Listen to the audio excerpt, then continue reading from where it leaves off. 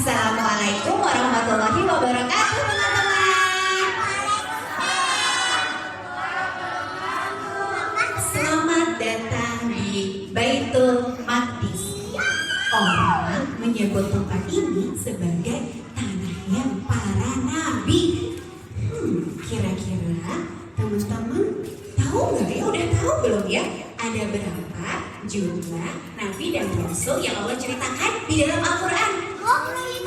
25 benar. Nah, sekarang pertanyaan berikutnya.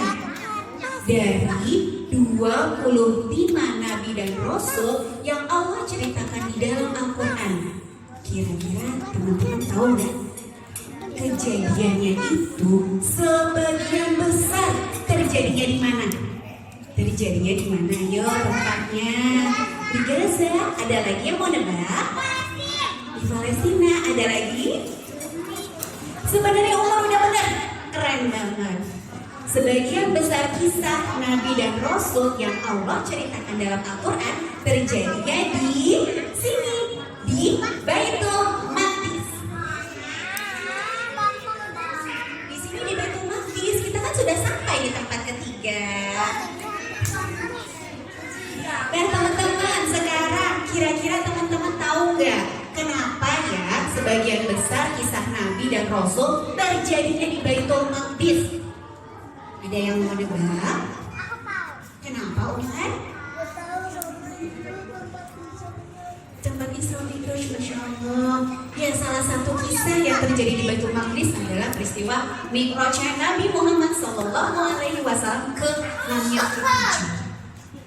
Bunda Citra kasih tahu ya teman-teman, ini rahasia, gak semua orang tahu. Dengarin ya. Kenapa Baitul Maqdis jadi tempat banyak sekali kisah Nabi dan Rasul?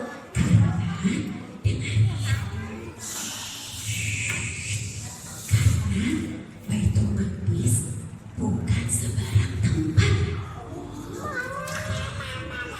Baitul Maqdis adalah tempat yang khusus Allah pilih sebagai pusat BERKAH. Pusat apa ya? Pusat apa teman-teman? Pusat berkah. Baitul Maqdis adalah pusat berkah bagi seluruh alam. Baitul Maqdis adalah tanah suci. Dan teman-teman tahu nggak? Pusatnya nih, pusat dari pusat berkah itu ada di mana? Clue-nya adalah Masjid Suci ketiga umat Islam. Apa pusat dari pusat berkah teman-teman? Bagiannya. Ada yang mau nebak lagi?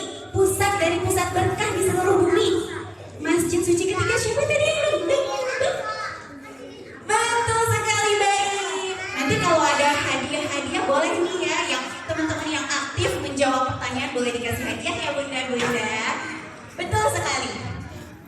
Pusat dari pusat keberkahan di seluruh dunia ada di sini, di Masjid Suci ketiga umat Islam, Masjidil Aqsa. Teman-teman, yuk kita lihat Masjidil Aqsa-nya. Masjidil Aqsa-nya besar dan ada kubah keemasan dari Qubatus Shokhrah yang indah sekali. Halaman Masjidil Aqsa luas, mampu menampung banyak sekali jamaah untuk beribadah. Di langitnya terbang burung-burung. Dan ada kucing yang biasa berlari-lari di pelataran Masjidil Aqsa. Tapi kayaknya ada sesuatu yang aneh. Ada sesuatu yang kayaknya salah. Apa ya teman-teman ya?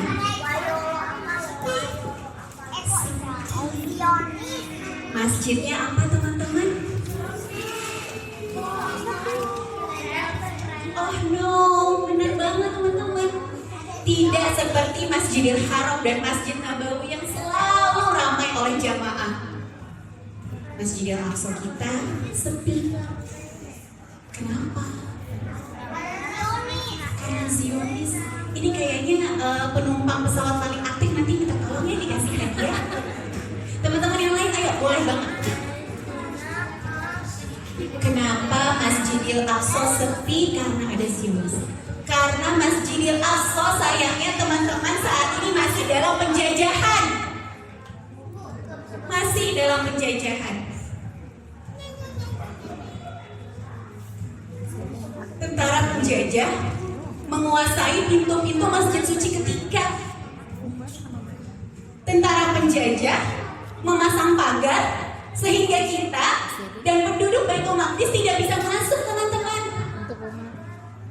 Tentara penjajah dengan seenaknya mengusir penduduk Baitul Maqdis yang ingin sholat di dalam Al-Aqsa. Teman-teman, kalau teman-teman sayang sekali sama suatu tempat, teman-teman ingin masuk ke dalamnya, tapi dilarang, diusir teman-teman. Apa yang teman-teman lakukan? Protes. Apakah teman-teman diam saja langsung pulang sholat di masjid yang lain karena kan ada masjid yang lain? Apakah seperti itu?